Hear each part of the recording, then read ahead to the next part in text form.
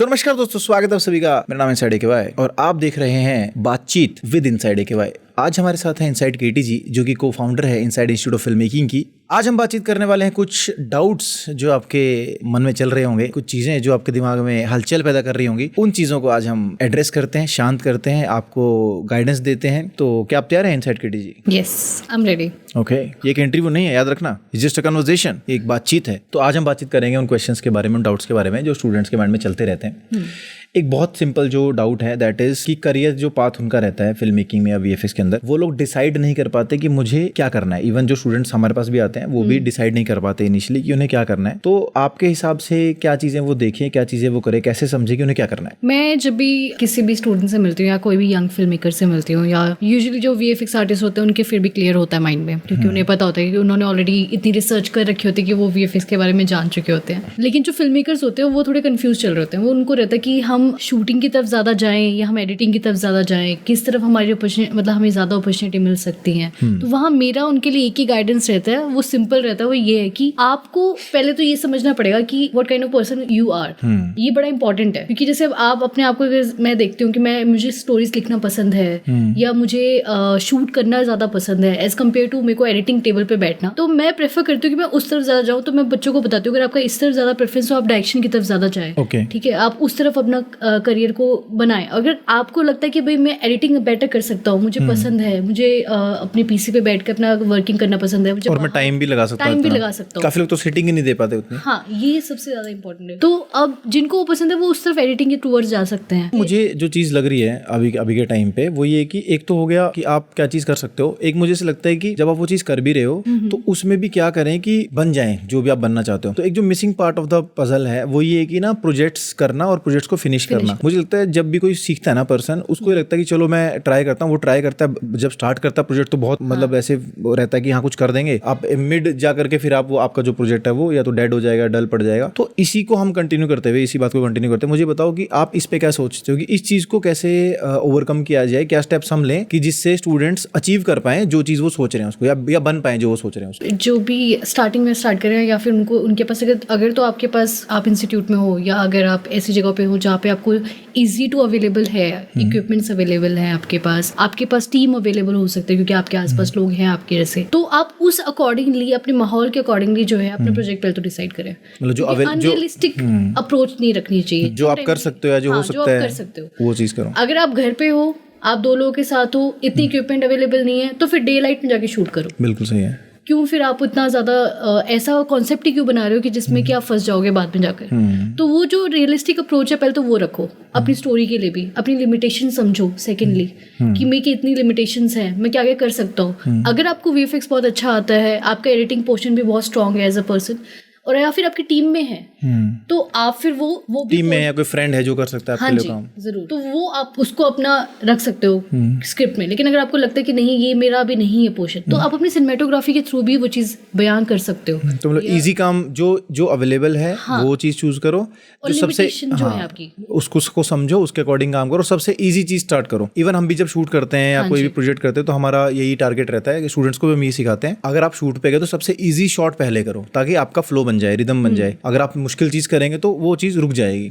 इसी को हम और कंटिन्यू करते हैं। स्टूडेंट मान लीजिए स्टूडेंट है या कोई आर्टिस्ट है, एस्पायरिंग आर्टिस्ट है, वो काम कर रहा है, उसको पता भी चलेगा कि उसने क्या करना है। तो अब वो जो काम कर रहा है उस काम को करते हुए कभी कभी उसको अपनी स्किल या अपना टैलेंट नहीं पता चलता या वो कंफ्यूजन में आ जाता है। तो उस कंफ्यूजन को कैसे क्लियर करे और अपने टैलेंट को एग्जैक्टली कैसे पहचाने, क्या पॉइंट्स हैं आपके हिसाब से? मुझे ऐसा लगता है विद इन 1 मंथ तो आपको नहीं कभी पता चलेगा, तो आपको कम से कम भी एक ड्यूरेशन तो दो, जैसे एटलीस्ट 1 ईयर तो मुझे लगता है आपको देना ही चाहिए डेडिकेटली, जिसमें कि आप अलग अलग पोर्शंस को जो है केटर करो, जैसे अलग अलग चीजों को ट्राई करो। हाँ, जैसे कि प्री प्रोडक्शन से लेके पोस्ट प्रोडक्शन सब ट्राई करो। उससे क्या होता है कि ना अगर आप इस जगह पे कंफ्यूज हो तो आपके लिए इजी हो जाएगा समझना कि कौन सा ऐसा पोर्शन जो मेरा स्ट्रॉन्ग पार्ट है और कौन सा ऐसे पोर्शन जहाँ पर कि मुझे अपने आप को फोर्स करना पड़ता है करने के लिए। तो जो आपको लगेगा ना कि जो मुझसे बहुत इजीली हो जा रहा है, क्योंकि यूजुअली क्या होता है कि हम मुझसे को इग्नोर कर देते हैं, हमें लगता है कि नहीं ये तो इजीली हो जा रहा है और फिर मुश्किल चीज की तरफ चले जाते हैं। जैसे बहुत से लोग हैं जो उनको लगता है कि हमारे पास हम स्क्रिप्ट तो लिख लेते हैं, उसमें कोई प्रॉब्लम नहीं है, तो फिर उसको क्यों नजरअंदाज कर रहे हो? आप स्क्रिप्ट राइटर भी तो बहुत बेहतरीन बन सकते हो। इतनी जो जिस हिसाब से हमारी इंडस्ट्री बढ़ रही है, बढ़ती जा रही है डे बाय डे, उसमें बहुत सारे स्क्रिप्ट राइटर्स चाहिए, बहुत सारे कंटेंट राइटर चाहिए, क्योंकि वो भी इम्पोर्टेंट पार्ट है इस टाइम पे। आप उस तरफ भी ध्यान दे सकते हो। अगर आपको लगता है कि नहीं मुझे सिर्फ डायरेक्शन ही करनी है, इस तरफ ही फोकस करना है, तो उसके जो पोर्शंस है वो भी आप कंप्लीट कर सकते हो धीरे धीरे करके। तो उससे आपका बहुत रियलाइजेशन आपको ईजी हो जाएगा कि मैं क्या क्या पार्ट में बहुत अच्छा हूँ और क्या क्या पार्ट में मेरे को फोर्स करना पड़ रहा है खुद को बेटर लेकर आने के लिए।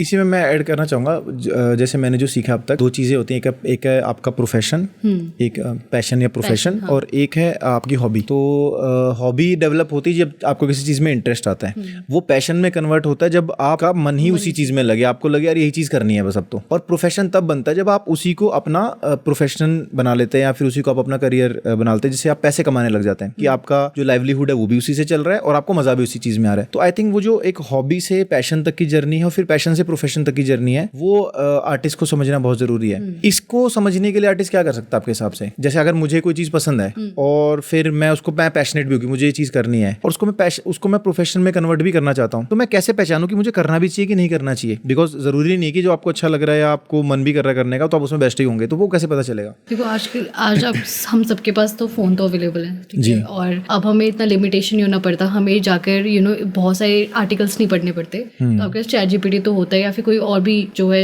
जेमिनाई, ये सब रहते हैं जिनमें आप जाकर अपने एक भी डालोगे, सिंपल क्वेश्चन भी डालोगे तो वो आपको आंसर कर देगा।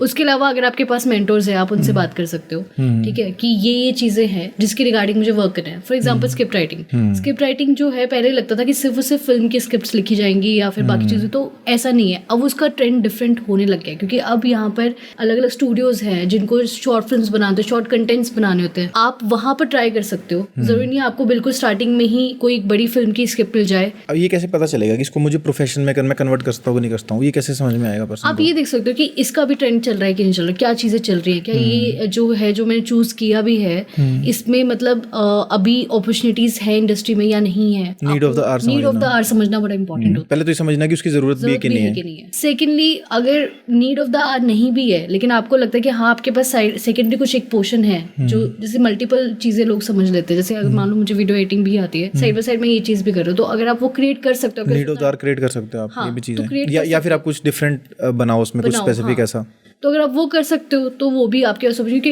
आपके सारे प्लेटफॉर्म से अब अवेलेबल है। ऐसा नहीं कि पहले की तरह नहीं कि सिर्फ थिएटर पे ही मूवी चलेगी या थिएटर पे ही चीजें चलेंगी तो ही आपका काम दिखेगा। अब आपके साथ अलग अलग प्लेटफॉर्म से अवेलेबल, आप साइड बाय साइड उसको हासिल करके बना सकते हो, चीजें क्रिएट कर सकते हो, और वो ज्यादा टाइम भी नहीं लेगा, मतलब बहुत जल्दी रिजल्ट वापस आ रहे हैं। तो अभी डिफरेंट तरह के लोग होते हैं, ठीक है, काफी लोग ऐसे रहते हैं कि जो मान लीजिए खुद से ही जो है वो पूरा काम कर सकते हैं ना, उनको 0 to 100 वो काम कर सकते हैं एक बेसिक स्केल पर। फिर कई ऐसे होते हैं कि एक चीज में बहुत अच्छे हैं बट बाकी चीज नहीं आती। कई लोग ऐसे होते हैं कि उनको टीम में काम करना अच्छा लगता है या टीम के साथ काम करना या टीम को लीड करना अच्छा लगता है। तो कौन सा ऐसा आर्टिस्ट है जब वो प्रोफेशन चूज़ कर रहा है तो क्या चीज़ों का ध्यान रखे? फर्स्टली कोई एक स्पेसिफिक जॉब करते हुए या कोई स्पेसिफिक काम करते हुए, सेकेंडली कोई बिजनेस स्टार्ट करते हुए कि अगर वो बिजनेस में जाना चाहता है या फिर वो खुद से कोई ऑर्गेनाइजेशन क्रिएट करना चाहता है, एंड थर्डली अगर वो फ्रीलांसिंग करना चाहता है सिर्फ सिंपल। इन तीनों कैटेगरीज को अगर हम डिफरेंट तरीके से समझें तो आपके हिसाब से इन तीनों को कैसे कोई पर्सन समझ सकता है कि मैं कौन सी फील्ड के लिए सही बनाऊं और कैसे फिर उस पर जाए, उस फील्ड में वो कैसे उसको परस्यू करे? जैसे सबसे पहले आपने बोला ना कि स्टार्टिंग में कि कोई पर्सन्स होते हैं जो अकेले वर्क करने में मल्टीपल चीज़ें भी केटर कर पाते हैं लेकिन वो अकेले भी वर्क कर पाते हैं जी। तो वो लोग जो हैं वो फ्रीलांसिंग की तरफ जा सकते हैं क्योंकि उनके लिए इजी है। वो फ्रीलांसिंग में उनके पास अगर तो उनको मल्टीपल चीज़ें आती होंगी तो सबसे बेस्ट चीज़ है, ठीक है, क्योंकि उनको वो चाहे वो सिनेमेटोग्राफी करना चाहे, ठीक है, तो संभाल सकता है कोई भी प्रोजेक्ट, संभाल सकते हैं। हाँ, लेकिन अगेन अगर वो टीम के साथ वर्क नहीं कर सकते तो ये जो प्री प्रोडक्शन वाले या प्रोडक्शन वाले स्टेजेस हैं उनमें वो फिट नहीं बैठ पाते हैं यूजुअली, क्योंकि जैसे इवन सिनेमेटोग्राफी में भी वो भी फिट नहीं बैठ, क्योंकि वहाँ पे उनको टीम हैंडल करनी पड़ती है। तो उनके लिए बेस्ट रहता है कि वो पोस्ट प्रोडक्शन पे वर्क ज्यादा करें, क्योंकि वहाँ वो अपना एक पीसी सेटअप लगाया उन्होंने अपने घर पे सेटअप या तो एडिट कर सकते हैं या वीएफएक्स कर सकते हैं, ऐसे कुछ काम कर सकते हैं यहाँ पर, क्योंकि यहाँ पे उनके पास जो भी प्रोजेक्ट आया उन्होंने अपना इंडिविजुअल जो भी इसमें पार्ट कंप्लीट करना था उन्होंने कर दिया, क्लाइंट से उन्होंने सिंपल उनको एक ही पर्सन से डील करना पड़ा और वहाँ पे खत्म हो गया। तो ये जो कैटेगरी वाले लोग हैं वो ये पोर्शन पे ज्यादा बेहतर वर्क कर पाते हैं। सेकेंडली आते हैं जो लोग अपने साथ या टीम में काम करना उनको प्रेफर रहता है लेकिन हो सकता है कि वो लीड ना कर पाए, तो वो लोग जो है वो किसी टीम में या फिर एज एन किसी जॉब में अगर उनको अपना देखना है तो वहाँ पर वो बिल्कुल सूटेबल और परफेक्ट रहते हैं। और मैं ये बोलना चाहूँगी आज यहाँ से कि ऐसा नहीं होना चाहिए कि आजकल ना जिस हिसाब से लगने लगे कि या तो आप फ्रीलांस ही कर सकते हो या फिर आप अपना ही बिजनेस स्टार्ट करो. There is a job opportunities to for that those kind of people जो लोग इतने अभी लीडरशिप क्वालिटी बिल्ड नहीं कर पाए अपना कि वो बिजनेस में उतर पाए. ठीक है. और दूसरी इवन बिजनेसेस में मैंने देखा है, जैसे हमारे पास जो क्वेरीज भी आती हैं बिजनेसेस में, मैंने देखा कि लोग क्रिएटिव और एंटरप्रेन्योरियल माइंडसेट को चूज करते हैं कि अगर आप मान लीजिए मेरे ब्रांड के पास आए, आप एडिट कर रहे हो या फिर आप पीएफएक्स कर रहे हो या फिर आप शूट कर रहे हो, तो आप अपना क्रिएटिव इनपुट क्या दे सकते हो उस ब्रांड को बढ़ाने के लिए. तो फिर आपके पास ये भी ऑप्शन रहता है कि आप स्टैंड आउट कर सकते हो फिर उससे. तो वो भी अच्छी चीज़ है. इसी तरफ ही आ रही थी क्योंकि बहुत सारे बहुत बेहतरीन आर्टिस्ट जो हैं वो किसी न किसी स्टूडियोज में अगर वर्क भी कर रहे हैं तो वहाँ पर वो लोग अपनी इनपुट्स या फिर अपनी जो क्रिएटिविटी है उसको उभार पा रहे हैं क्योंकि उनको फिर ये वाला पोर्शन नहीं देखना पड़ता कि मुझे बिजनेस में क्या और देखना है या डील करना है या कैसे सेटअप करना है. वो स्ट्रेस लेने की नीड नहीं है, तो अपने काम में फ्लरिश कर सकते हैं. हाँ, वो अपने काम में फ्लरिश कर सकते हैं. तो ऐसे लोग जो हैं वो लोगों के साथ टीम में काम करने से लेकर वो किसी भी दोनों पोर्शन पे वर्किंग कर सकते हैं, चाहे वो प्री प्रोडक्शन हो चाहे पोस्ट प्रोडक्शन हो, वो दोनों में वर्किंग करना उनके लिए ईजी हो जाता है. अब लास्ट जो आते हैं जो है बिजनेस एंटरप्रेन्योर जो माइंडसेट लेके चलते हैं, उनके लिए तो मैं ये बोलूँगी कि जब मैंने भी स्टार्ट किया था तो मेरे पास क्रिएटिविटी मैं बहुत ज़्यादा मैं अपनी लगाती थी, तो हम लोग वो दिमाग ज़्यादा लगाते थे. ठीक है, हम लोग भी करते थे. ठीक है, लेकिन बिजनेस माइंडसेट जो है वो हमें विद टाइम इवॉल्व करना पड़ा अपना. वो चीज़ें हमें सीखनी पड़ी. तो ऑर्गेनाइजेशनल स्किल जो है, ऑर्गेनाइजेशनल जो बोरिंग जॉब्स करना है, सारा काम जो है. मतलब जेन्युइनली मैंने बहुत बार ये बात मैं पहले बोलती थी, हमेशा बोलती थी कि मेरे को 9 to 5 नहीं करना, मुझे 9 to 5 नहीं करना, मुझे एक जगह पे बैठ के ये सब चीज़ें नहीं बनानी, मुझे हर रोज रिपीटेटिव वर्क नहीं करना. That's why I used to love this creativity कि हाँ हर 2 दिन बाद या एटलीस्ट 1 महीने बाद हम कुछ नए प्रोजेक्ट पे काम कर रहे हैं, चीज़ों पे काम कर रहे हैं. लेकिन जब बिजनेस स्टार्ट किया तो रियलाइज हुआ कि सिर्फ इन चीज़ों की रिक्वायरमेंट के अलावा भी चीज़ें बनती हैं. दैट इज़ अपनी टीम क्रिएट करना, टीम की प्रॉब्लम समझना, टीम को समझना, हर एक पर्सन का पावर समझना. इसी से मैं भी जैसे इसमें एक पार्ट ऐड करना चाहूँगा. जैसे काफ़ी आर्टिस्ट का ये क्वेश्चन होता है, काफ़ी फिल्म मेकर्स का भी क्वेश्चन होता है कि यार हम स्टैंड आउट कैसे करें या फिर हम डिफरेंट कैसे दिखें. तो उसमें यही चीज़ें हैं जो आपको स्टैंड आउट करवाते हैं. जो ये बोरिंग वाला काम है या जो स्ट्रेस लेने वाला काम है, जो परेशान होने वाला काम है ना, जिसको आप ईजी कर सकते हो अपने लिए. जब आप इजी कर लोगे इसको, आप अपने मेथड्स बना लोगे, अपनी टेक्निक्स बना लोगे, जिसकी वजह से वो चीज़ें इजी हो जाएंगे, तो फिर आप स्टैंड आउट करोगे बाकी लोगों से, बिकॉज आप वो काम आसानी से करोगे जो दूसरों के लिए करना मुश्किल है. क्या क्या अपॉर्चुनिटीज़ हैं एक पर्सन के लिए जो फिल्म मेकिंग या वीएफएक्स या एडिटिंग की लाइन में आना चाहता है? अभी क्या कर सकता है वो? देखो, एडिटिंग के लिए तो मैं बोलूँगी कि इस टाइम पे one of the best time it is.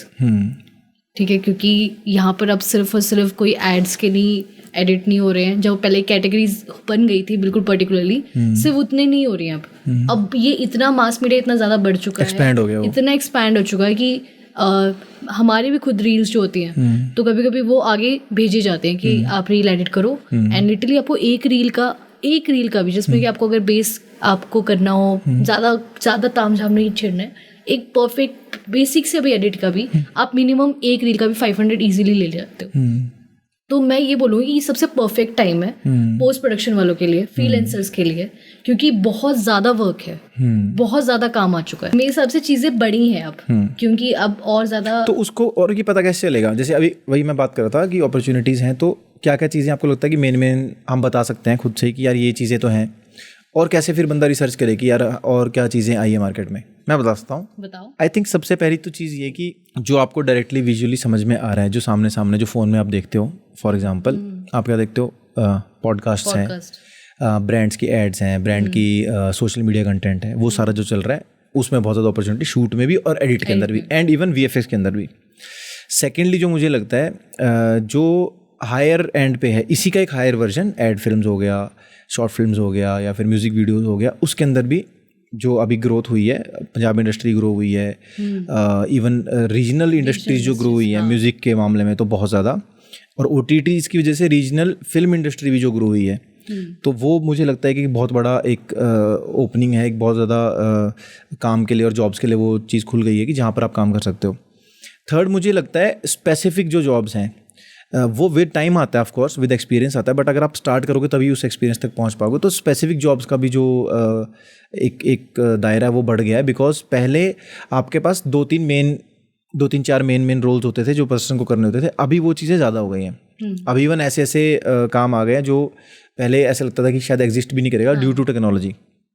ठीक है, जैसे कि आप अपनी जो टीम पहले आप मैनेज कर रहे थे, अभी आप एक पूरी फुल फ्लेज टीम मैनेज करने की बजाय आप लोग उसका एक पार्ट भी मैनेज करने लगे, बिकॉज इतना एक्सपैंड हो गया है। फॉर एग्जांपल एक मूवी हमने बनाई, फिल्म बनने के बाद उस फिल्म का प्रमोशन होगा, तो पहले भी प्रमोशन होता था, अभी प्रमोशन, बट अब वो प्रमोशन सोशल मीडिया पर भी होता है, वो न्यूज़ में भी होता है जा करके, और उसके लिए इवेंट्स भी होते हैं, तो इवेंट मैनेजमेंट भी उसके अंदर इंक्लूड हो जाती है। तो वो दायरा खुल गया, उसकी अपॉर्चुनिटी खुल गई। फिर उसके लिए पहले जैसे टॉक शोज होते थे या इंटरव्यूज़ में लोग जाते थे कि आप किसी न्यूज़ में जाओगे इंटरव्यू में, अभी जैसे कपिल शर्मा शो है या फिर और ज़्यादा जो बाकी शोज़ हैं, उसके अलावा यूट्यूब पे लोगों के शोज़ हैं जहाँ पर आप जा सकते हो। आप क्रिएटर्स के साथ जो लोग यूट्यूब पे या फिर इंस्टाग्राम पे वीडियोज़ बना रहे हैं, उनके साथ आप देखोगे कि बड़े बड़े आर्टिस्ट जा करके कोलैब करते हैं, कुछ ना कुछ क्रिएट करते हैं फ़नी उनके स्टाइल में, या फ़नी होता है, क्रिएटिव हो सकता है। तो वहाँ पर अपॉर्चुनिटी खुल गई आर्टिस्ट के लिए काम करने के लिए। तो आई थिंक वो जो दायरा बढ़ा है ना, वो दायरा आपको बहुत सारे और मौके दे रहा है। अब अपने को ये समझना है एज एन आर्टिस्ट कि मुझे सबसे पहले तो मैं किस इंडस्ट्री में या किस कैटेगरी में मैं जा करके काम शुरू करूँ, बिकॉज वहीं आप ग्रो करोगे। तो अगर आपको लगता है कि यार मुझे अपने कंप्यूटर से, जैसे हमने डिस्कस किया, मैं सेटिंग दे सकता हूँ, VFX कर सकता हूँ, एडिटिंग कर सकता हूँ, तो फिर social media, ad film agencies और मुझे लगता है म्यूज़िक वीडियोज़, ये 3 बहुत अच्छी फील्ड्स हैं। हाँ। अगर आपको लगता है आप शूट अच्छा कर सकते हो या फिर आपका शूटिंग में इंटरेस्ट है, तो उसमें भी music videos of course number 1 है। Second is social media, and third जो थोड़ा सा लेस टारगेटेड है बट जो बहुत ही ज़्यादा आपको स्केल अप कर सकता है, दैट इज़ फिल्म्स, क्योंकि आप OTTs में और आप फिल्म्स में अच्छे लेवल पे काम कर सकते हो। ये मुझे लगता है कि आप अगर यहाँ से इनिशियली स्टार्ट करो तो बहुत अच्छा आपका करियर जो बन सकता है। कुछ ऐड करना चाहोगे आप? हाँ, मैं इसमें ये ऐड करना चाहूँगी कि जैसे सोशल मीडिया बूम कर रहा है ना, तो उसके साथ साथ जो आपने बताया ना, जितने भी सारे पॉइंट्स हैं, तो अब लोगों के लिए, मतलब मैं अगेन ये बात बोलना चाहूँगी, जो यंग फिल्म मेकर्स हैं उनके लिए अब अपॉर्चुनिटीज़ बहुत ज़्यादा खुली हुई हैं, ठीक है, और उनके लिए ग्रास्प करना, उनके लिए चीज़ें अपने लिए बना पाना विद इन 1 ईयर में भी, it is very easy. I think ये बेस्ट टाइम है जो मुझे लगता है, क्योंकि इवन अगर आप इससे पीछे भी जाओगे, ठीक है, तो उस टाइम तक भी एक वो होता ना, एक प्रॉपर उस तरीके से चल रहा था कि हाँ आपको ये एक स्टेप कंप्लीट करना है, ये एक स्टेप कंप्लीट करना है, तब जाके आप वहाँ पहुँचोगे।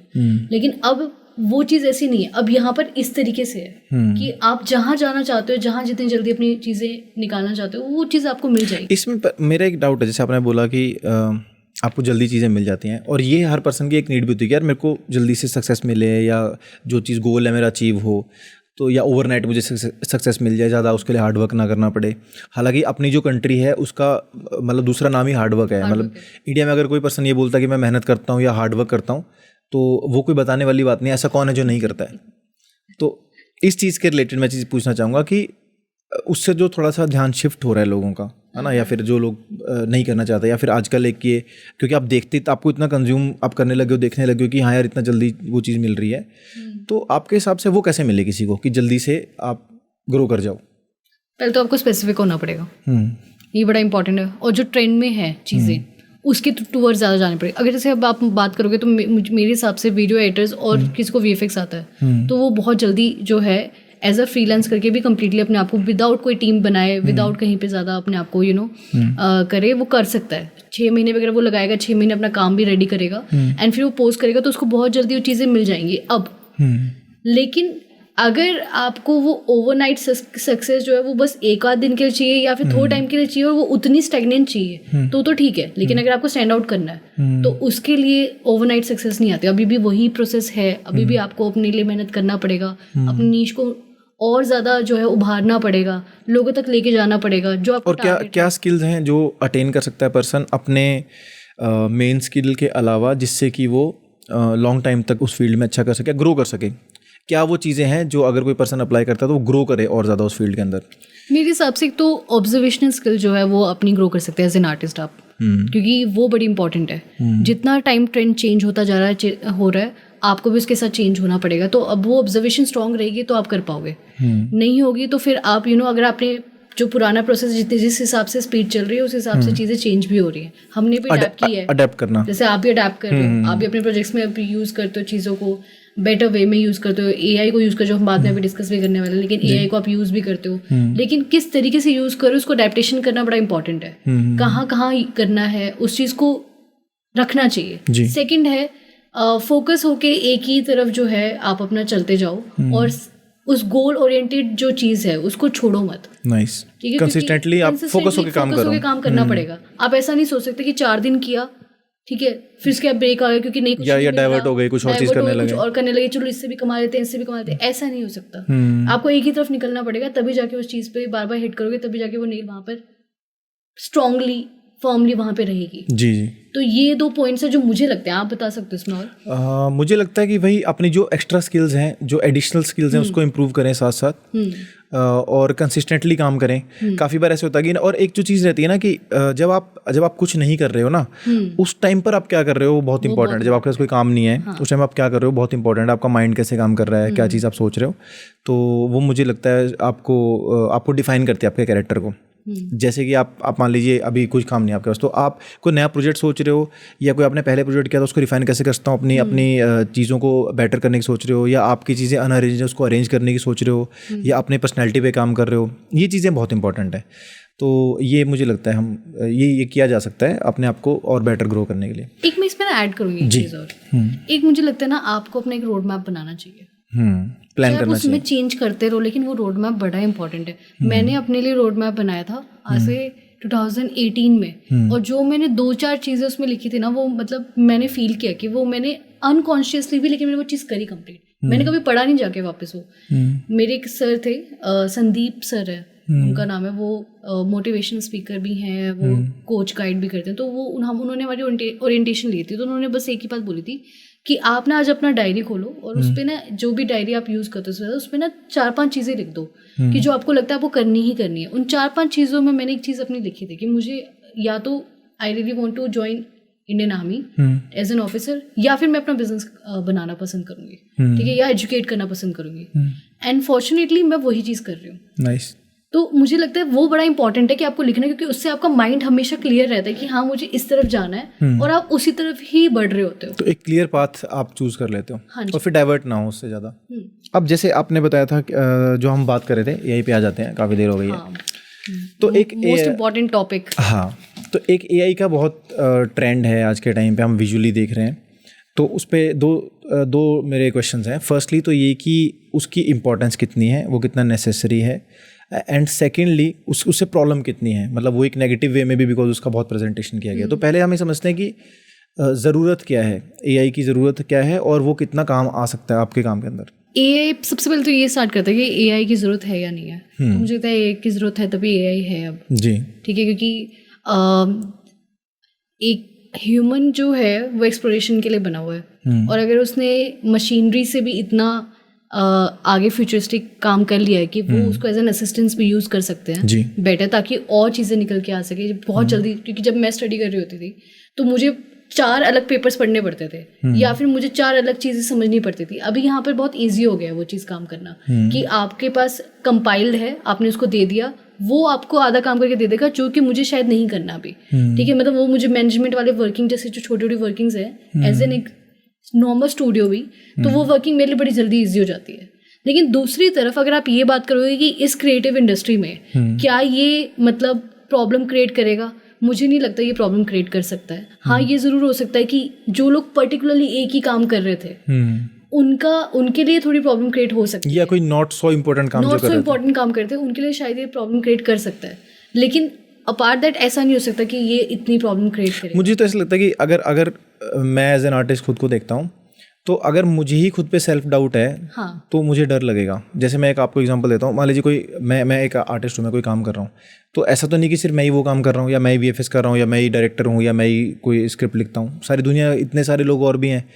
तो अब अगर कोई एक टूल आता है जो एज अ ह्यूमन इंटेलिजेंस ही काम करता है, बस उसके पास पावर एक ये वाली कि भाई वो आपसे फास्ट काम कर सकता है, तो आपको ये डर लगता है कि यार हाँ मेरे से फास्ट, बट ज़रूरी तो नहीं है कि अब आपसे फास्ट काम करने वाले तो वैसे भी एग्जिस्ट करते हैं, आपसे अच्छा काम करने वाले तो वैसे भी एग्जिस्ट करते हैं। तो अपनी स्पेस को समझना, तो वो जो अपना खुद का एक कॉन्फिडेंस है ना, या फिर अपनी जो खुद की कंफर्ट है, जिस बंदे को वो पता है ना कि यार मैं कहाँ पे स्टे करता हूँ या फिर मैं कहाँ स्टैंड करता हूँ, वो ईजी रहता है। लेकिन जिस पर्सन को उस चीज़ की टेंशन है ना, तो वो टेंशन नहीं लेनी चाहिए एक आर्टिस्ट को। तो वो टेंशन कभी मत लो, सेकेंडली मुझे लगता है कि जो टूल आया है मार्केट में, जो जैसे पहले सॉफ्टवेयर्स थे, तो एक्चुअल में that is still a software जो कि थोड़ा सा सेल्फ डेवलप भी करता है या फिर आपको काम ईजी करने में हेल्प करता है, तो सॉफ्टवेयर को सीखो। और जो स्टैंडर्ड सॉफ्टवेयर भी हैं, जो high and industry standard software हैं जिसमें हम काम करते हैं, डाविंची है, आफ्टर इफेक्ट्स है, इसके अंदर भी टूल्स हैं ऐसे जो कि एआई से रिलेटेड हैं। जैसे आप फोन्स में देखते हो, फ़ोन में ना फेस ऑटोमेटिक ट्रैक हो जाता है या बॉडी ट्रैक हो जाती है, बैकग्राउंड रिमूव हो जाएगा फ़ोन में ईजिली। तो हम ये सोचते थे कि यार सॉफ्टवेयर में क्यों नहीं हो रहा, पहले हम ये सोचते थे। अभी वो चीज़ें आने लग गई, परफेक्ट नहीं है अभी भी, चीज़ें डेवलप हो रही हैं, बट जो चीज़ की हमें रिक्वायरमेंट थी वो बन गया।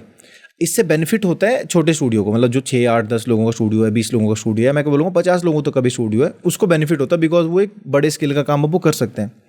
नुकसान होगा ऑफ कोर्स एक बड़े स्टूडियो क्योंकि वहाँ पर उनको शायद उतने लोगों की नीड नहीं है, तो शायद वहाँ से जैसे जो हम बात करते हैं कि उन लोगों की जॉब जा सकती है। बट फिर वही चीज़ है कि वो जो जॉब थी वो वैसे भी एक ऐसी जॉब थी जो मतलब नॉट सो इम्पॉर्टेंट, जिसको मैं बोलूँगा कि इतना इंपॉर्टेंट काम वो नहीं था। तो आई थिंक अगर आप एक आर्टिस्ट हो तो इसीलिए मैं वो बात कर रहा था कि आप जो एक्स्ट्रा जो स्किल्स हैं आपकी जो होनी चाहिए एक स्पेसिफिक स्किल के अलावा, वो अटेन करनी बहुत इंपॉर्टेंट है। या फिर उसी जो स्किल आप जो स्किल आपके पास है उसी स्किल का एक हायर वर्जन, कि उसके अंदर अटेंशन टू डिटेल, ये चीज़ परफेक्ट कैसे होनी चाहिए, वो सब चीज़ों पे अगर आप फोकस करते हो, अपनी पर्सनालिटी अगर आप ग्रो करते हो, डेवलप करते हो, तो आई थिंक आप ज़्यादा बेटर काम कर पाओगे। और फिर एआई आपको इतना सेल्फ डाउट नहीं क्रिएट करेगा जितना सेल्फ डाउट जो है ना लोगों को क्रिएट हो गया।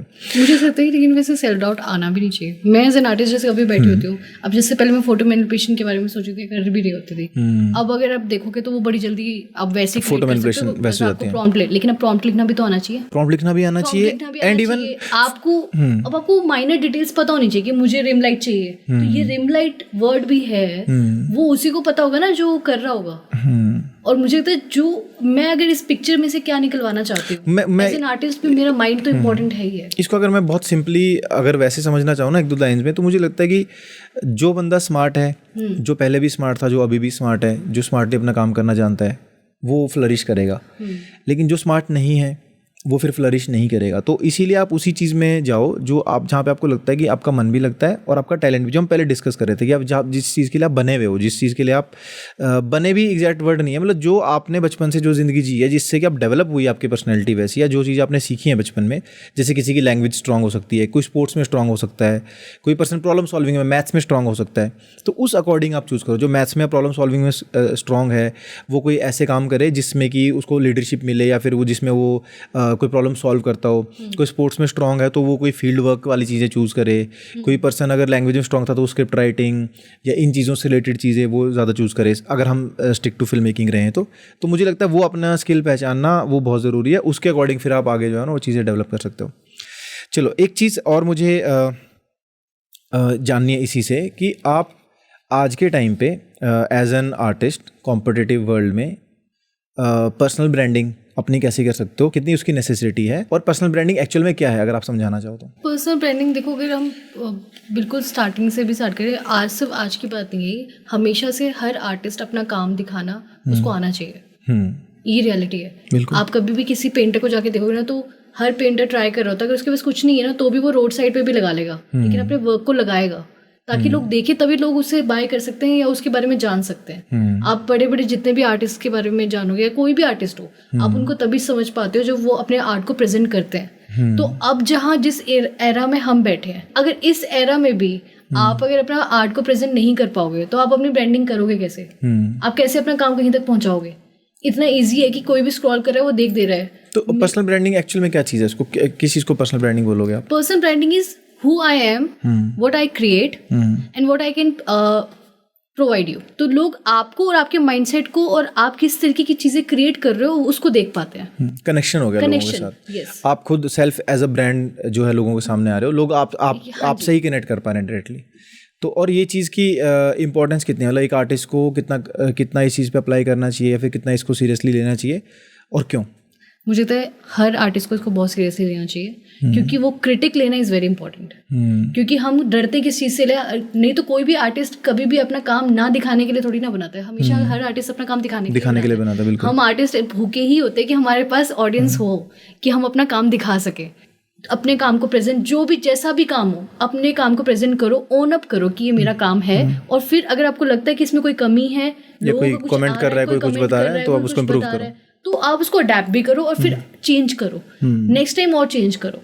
लेकिन उससे ये नहीं होना चाहिए कि मैं बस पीसी तक, जैसे मैं अपने स्टूडेंट्स को भी ये समझाती हूँ बहुत, कि सिर्फ अगर आपका काम पीसी तक है तो मतलब वो किसी के पास नहीं है। अगर मुझ तक नहीं पहुंचा है, इंस्टीट्यूट में से मुझ तक भी नहीं पहुंचा तो किसी तक नहीं पहुंच रहा है, तो किसी को कैसे पता चलेगा कि कौन हो आप।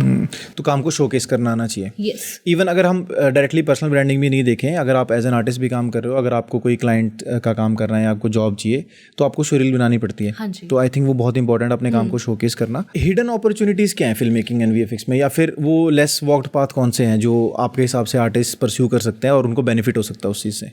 जैसे मुझे ऐसा लगता है कि ना बहुत सारे अभी ऐसे भी रोल्स हैं जो लोग ना एक्सप्लोर नहीं कर रहे इतना, लेकिन वो लोग कर सकते हैं। और इवन अगर किसी के पास ज़्यादा क्रिएटिविटी भी नहीं है लेकिन उसको मैनेज करना आता है चीज़ें, तो वो प्रोडक्शन मैनेज या प्रोडक्शन डिज़ाइन कर सकता है। सोचो ये वर्ड ना इंडिया में यूज़ नहीं होता है इतना, और उसमें प्रोफेशनल लोग नहीं है अभी इस हाँ टाइम नहीं है, बिल्कुल भी नहीं है। और वहाँ पर आप आओगे ना, आपको पता चलेगा कि बहुत ही ऐसी जगह है जहाँ पे कि आपको अगर मैनेज करना आता है ना, आपके कॉन्टेक्ट्स अच्छे हैं, आप शहर को अच्छे से जानते हो या फिर आप उस इंडस्ट्री को अच्छे से जानते हो, तो आप अपना अच्छा करियर उसके अंदर क्रिएट कर सकते हो बहुत आराम से। प्रोफेशनलिज्म की बहुत कमी है, लोगों को चाहिए होता है कि कोई डिजाइन करके दे। लोग यहाँ पे क्या कर रहे हैं, सिर्फ प्रोडक्शन मैनेज कर रहे हैं। अगेन आर्ट डायरेक्शन में भी ठीक है, डायरेक्शन जो वर्ड है वो जस्टिफाई करना बड़ा डिफिकल्ट हो पा रहा है बहुत से लोग। मुझे ऐसा लगता है पहले जैसे ना फिल्म मेकिंग एक मेन स्ट्रीम काम नहीं था, क्योंकि लोगों को इतना पता नहीं होता था, उनको सिर्फ स्टार्स दिखते थे कि यार मेन कोई हीरो है, ऐसा कुछ है। अभी तो लेकिन डायरेक्टर, एडिटर, ये सब लोगों को पता चल गया, बिकॉज अब सब लोग शूट एडिट करते हैं, सिनेमाटोग्राफर, डीओपी, ये सब वर्ड जो है ना सामने आ गए। अब पहले वो कॉमन नहीं था फिल्म मेकिंग, अब वो कॉमन हो गया। तो पहले सेफ पाथ क्या थे कि यार आप एक जो स्टैंडर्ड कोई गवर्नमेंट जॉब है या जो डायरेक्ट जॉब्स हैं, आप वो चीज़ अप्लाई करो, बैंक्स में अप्लाई करो। फिर उसके बाद फिल्म मेकिंग में जब आप आए, जब आपको फिल्म मेकिंग समझ में आने लगी, अब उसमें लोग इतना कंफर्टेबल हो गए हैं, मुझे लग रहा है उसमें भी ना लोग ईजी वाला पाथ चूज़ करने लगे हैं। जैसे हम डिस्कस कर रहे थे, तो भाई एडिटर की जॉब है, एडिट कर लेता हूँ, सिनेमाटोग्राफर की जॉब है, सिनेमाटोग्राफर कर लेता हूँ। लेकिन प्रोडक्शन का काम है, तो अब वो उनको लगता है प्रोडक्शन में हमने किसी का नाम ही नहीं सुना, या तो हमने स्टैंडर्ड में कभी ये टर्म ही नहीं सुनी, या जैसे साउंड का होता है। तो ऐसी कुछ टर्म्स हैं जो लोगों ने सुनी। आर्ट डायरेक्शन एक ऐसी टर्म है जो स्टूडेंट्स हमारे पास आके सीखते हैं, यहाँ पर उनको यहाँ पे आके पता चलता है कि ऐसी चीज़ एग्जिस्ट करती है। तो ये ऐसी टर्म्स है, लेकिन इंडस्ट्री में जब हम जाते हैं तो हम देखते हैं कि ये वाले काम में लोग बहुत अच्छा पैसा भी कमा रहे हैं, ये वाले काम में लोग बहुत अच्छा काम भी कर रहे हैं, और वो अभी इतने ज़्यादा प्रोफेशनल या स्किल्ड भी नहीं है। एक्सपीरियंस जो लोग हैं ना, सिर्फ वो बहुत अच्छा काम कर रहे हैं, बाकी जो लोग हैं वहाँ पर कमी है कि अगर आर्टिस्ट और बढ़िया वहाँ पर आ जाए तो अच्छी अपॉर्चुनिटीज़ खुल जाएंगी वहाँ पर। इवन अभी मैं देख रहा हूँ म्यूजिक वीडियोज़ में भी और फिल्म्स में ना, क्रिएटिव डायरेक्टर्स का रोल बहुत बढ़ गया है, पहले नहीं था। तो अभी क्रिएटिव डायरेक्टर्स आने लग गए जो स्पेसिफिक या तो लुक एंड फील पे बात करेंगे, या इसको क्रिएटिवली शॉर्ट को डिज़ाइन करेंगे, जो एक जनरल काम करते हैं लेकिन एक नॉर्मल काम को डिफरेंटली दिखाएंगे। सिनेमाटोग्राफी हो, चाहे ट्रांजिशंस डालना हो, क्लोथिंग पे कुछ करने का कुछ ऐसा हो, तो ये एक ऐसी चीज़ है जो लोग कर सकते हैं। तो ये अपॉर्चुनिटीज़ मुझे लगता है लोगों को इसको और एक्सप्लोर करना चाहिए, जो ये 3-4 हमने जिस पे बात किया, और डेफिनेटली करना चाहिए। मुझे लगता है कि आप यहाँ पर अभी है भी कमी, और अगर आप उसको हिट कर जाओगे तो बहुत जल्दी उस पर आप वर्किंग। ये था डिस्कशन हमारा फिल्म मेकिंग के ऊपर। फिल्म मेकिंग में क्या क्या चीज़ें हैं, कैसे आप ग्रो कर सकते हो एज एन आर्टिस्ट। अभी नेक्स्ट एक पॉडकास्ट में हम लोग डिस्कस करेंगे कि हमारा इंस्टीट्यूट क्या कर रहा है फिल्म मेकिंग के अंदर, हम लोग कैसे चीज़ों को अप्लाई कर रहे हैं, और क्या स्किल्स हैं जो हम स्टूडेंट्स को प्रोवाइड करते हैं, एंड हमने इंस्टीट्यूट स्टार्ट ही क्यों किया है, क्या रीज़न इंस्टीट्यूट स्टार्ट करने का, और नेक्स्ट अब हम क्या करने वाले हैं, और आप हमें कैसे कांटेक्ट कर सकते हो और ज्वाइन कर सकते हो। आई होप आपको ये पॉडकास्ट बहुत मज़ेदार लगा होगा। सो सब्सक्राइब जरूर करना चैनल को, और इंस्टीट्यूट अगर आप ज्वाइन करना चाहते हो तो उसकी डिटेल्स आपको स्क्रीन पे मिल जाएंगी। कोई और आपका क्वेश्चन है इस पॉडकास्ट के अलावा तो आप उसको कमेंट्स में पूछ सकते हो, उसका हम कमेंट्स पे रिप्लाई करेंगे। एंड अगर ज़्यादा क्वेश्चन आएंगे तो हम लोग एक पॉडकास्ट और करेंगे आप लोगों के लिए, जिसमें उन सभी क्वेश्चन को हम लोग क्लियर कर सके, उनको कवर कर सके। That's it for today. My name is inside AKY, she is inside KT। Take care, bye.